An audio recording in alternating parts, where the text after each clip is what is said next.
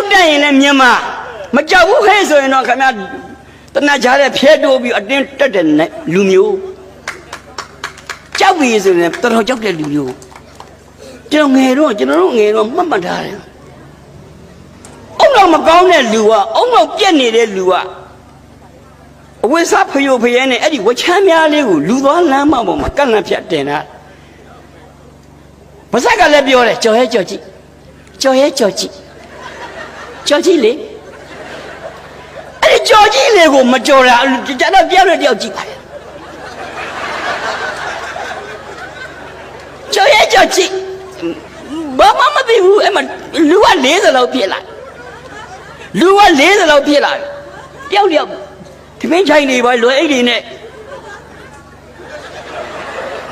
ပေးကပ်ပြီးတော့နေတယ်မကြော်ဘူးအဲ့ကွာချမ်းမြောင်း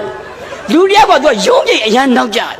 သူလွယ်ကလေးနဲ့ရုံးပြိတ်နောက်ကြတော့သူကပြေးလဲပြေးကြော်လဲကြော်ပြေးလဲပြေးអော်လဲអော်ကြော်လဲကွာသူပြေးတာကြော်တော့လွတ်တာပေါ့ကွာဒါပဲလောကကြီးอ่ะကြော်ရင်လွတ်တယ်ကားလို့သမီးတို့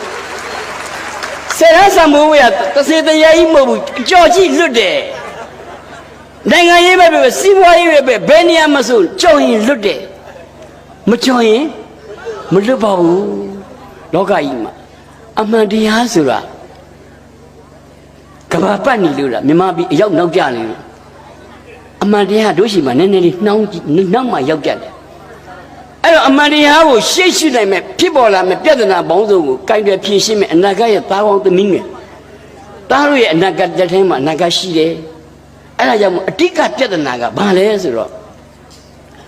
စိတ်ဓာတ်ခွန်အားလေးတွေအမတန်ရင်ကျေးသိမ်မွေ့တဲ့နှလုံးသားပိုင်ရှင်လေးတွေဖြစ်ဖို့အတွက်